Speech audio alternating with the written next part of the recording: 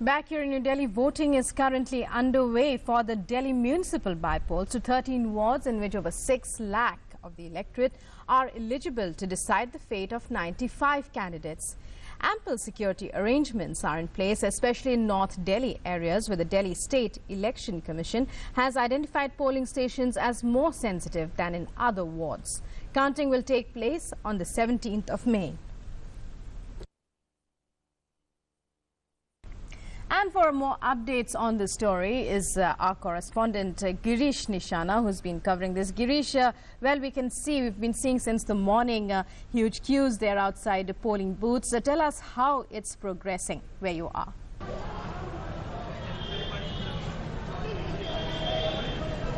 जी रुकमा, मैं आपको बताना चाहूँगा क्योंकि जिस तरह से गर्मी का मौसम है, गर्मी के मौसम के अंदर जो है वोटर जरूर निकल रहे हैं, लेकिन अब जो संख्या है वो काफ़ी कम हो चुकी है। अगर सुबह की बात की जाए तो तकरीबन 13 वार्डों के अंदर 10.69% वोटिंग अभी तक हो चुकी है। हालांकि ये जो रफ्तार है बहुत कम कही जा रही है।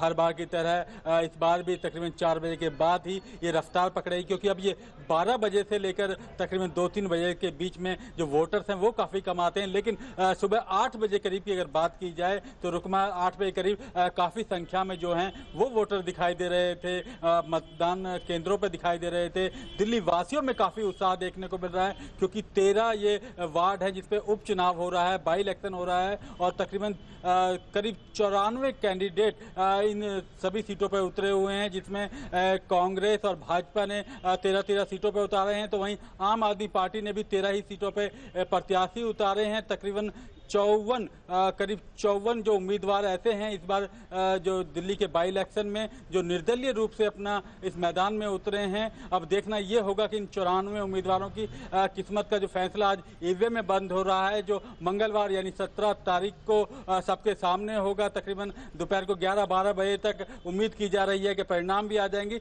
लेकिन फिलहाल तो वोटिंग जो है वो उसकी जो रफ्तार है वो धीमी हो चली है। सुबह जरूर रफ्तार पकड़ी थी, लेकिन अब उम्मीद की जा रही है कि तकरीबन शाम को 4 बजे के बाद फिर से ये रफ्तार पकड़ेगी वोटिंग की।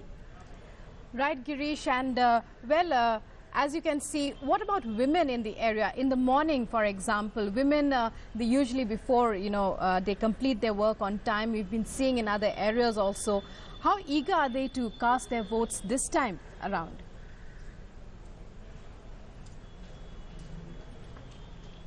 अगर महिलाओं की बात की जाए तो रुकमा, महिलाओं में काफ़ी उत्साह देखने को मिल रहा है। सुबह तकरीबन अगर बात की जाए तो इस पोलिंग बूथ पर अगर कुल 100% अगर वोटिंग में से बात की जाए तो तकरीबन 80% महिलाएं थीं। 80% उसमें से 100 में से 80% महिलाएं वोटिंग करती नजर आई। यानी कहीं ना कहीं महिलाएं भी कई चीज़ें चाहती हैं, वो अपना अच्छा प्रतिनिधि चुनना चाहती हैं ताकि क्षेत्र का विकास हो के, क्योंकि ये एमसीडी का चुनाव है। हालांकि इस चुनाव को करीबन 8 महीने करीब ही चल पाया, क्योंकि तकरीबन मार्च और अप्रैल में फिर से दिल्ली के अंदर जो है एमसीडी का इलेक्शन होना है, क्योंकि 2012 में इससे पहले चुनाव हुआ था और 2013 में जब एमएलए का चुनाव आया, दिल्ली विधानसभा का चुनाव आया, तो काफ़ी ऐसे कैंडिडेट थे, निगम पार्षद थे, जिन्होंने चुनाव लड़ा और चुनाव लड़ने के बाद वो एमएलए बन गए, जिनकी वजह से तकरीबन ये 13 जो सीटें थी दिल्ली की वो खाली हो गई थी और जिन पर फिर से ये आज जो है चुनाव कराया जा रहा है।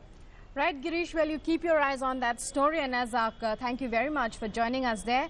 And as our correspondent Girish just told us, voters were more in number in the morning. The weather appears to be a major factor affecting voter numbers expected to rise, which are expected to rise, as our correspondent just told us, after 4 p.m. when the sun becomes less scorching.